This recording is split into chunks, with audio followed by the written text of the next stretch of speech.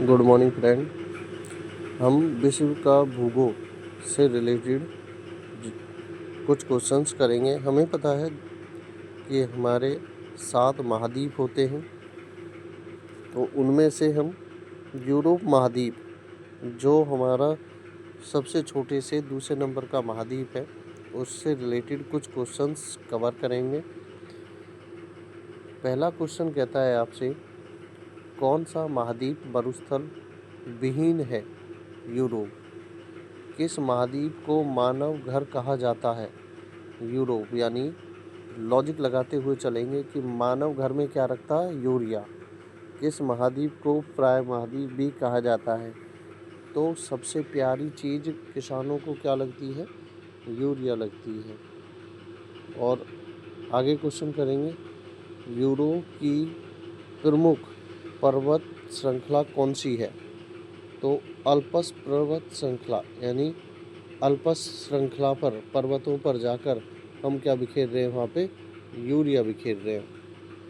अगला क्वेश्चन है हमारा, यूरोप महाद्वीप का सर्वोच्च पर्वत शिखर कौन सा है? Mount Elbrus. देखो, यूरोप महाद्वीप का सबसे ऊंचा शिखर माउंट, यानी माउंट पे खड़े होके हम क्या देख रहे हैं? यूरिया देख रहे हैं सबसे ऊंचे पे जाके। माउंट एल्ब्रुस किस देश में स्थित है? रूस में। और सबसे ऊपर खड़े क्यों हो गए हम? रूस के, यानी रूस के हम एकदम से खड़े हो गए सबसे ऊंचे पर्वत पे जाके। वोल्गा नदी से संबंधित अब कुछ प्रश्न करेंगे, क्योंकि वोल्गा नदी कहाँ बहती है? यूरोप में बहती है। यूरोप की सबसे लंबी नदी कही जाने वाली वो वोल्गा नदी होती है। क्वेश्चन 7, यूरोप की सबसे लंबी नदी कौन सी है? वोल्गा नदी। ऐसे करेंगे कि यूरिया लेने जा रही है, यानी बोल के जा रही है। वोल्गा नदी की कुल लंबाई 3561 किलोमीटर है। वोल्गा नदी का उद्गम स्थल क्या है? बलदाई पहाड़ी। वोल्गा नदी कहाँ से निकलती है? बलदाई से, यानी दाई के पास से निकल के आती है। उसके बाद वोल्गा नदी किस सागर में गिरती है? कैस्पियन सागर में। देखो, निकलती कहाँ से? दाई के पास से, ऐसे लॉजिक लगाएंगे।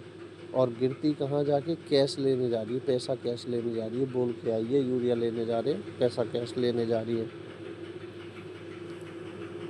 क्वेश्चन नंबर 11, वोल्गा नदी किस देश की राष्ट्रीय नदी है?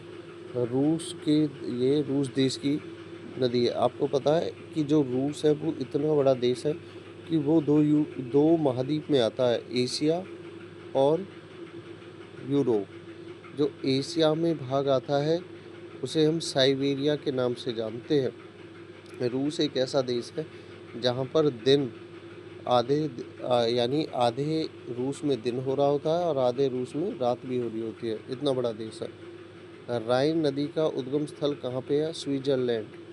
यानी जो राइन नदी है, अब ये बोलगा नहीं है, राइन नदी कहाँ से निकलती है? स्वीट सी जगह से। राइन नदी किस सागर में गिरती है? उत्तरी सागर में, उत्तर लेने जाती है सागर से। यूरोप का रॉटरडैम बंदरगाह किस नदी के किनारे है? राइन नदी के किनारे। कील नहर किस देश में स्थित है? जर्मनी। ऐसे कर लेना, कील क्या गई? जम। कील शहर किस उत्पादन के लिए प्रसिद्ध है? डेयरी। यानी कील गई जम कहाँ पे? डेयरी में, जहाँ दूध होता है। पुस्ताज शीतोष्ण घास के मैदान कहाँ पाए जाते हैं? हंगरी में, यानी वहाँ भूखे हैं घास के मैदान। शीतोष्ण घास के मैदान को यूरोप में क्या कहा जाता है?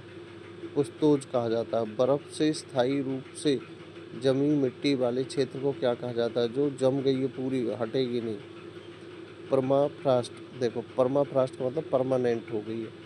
परमाफ्रॉस्ट का प्रमुख उदाहरण कौन सा क्षेत्र है? साइबेरिया रूस। मैंने कहा था ना, साइबेरिया रूस।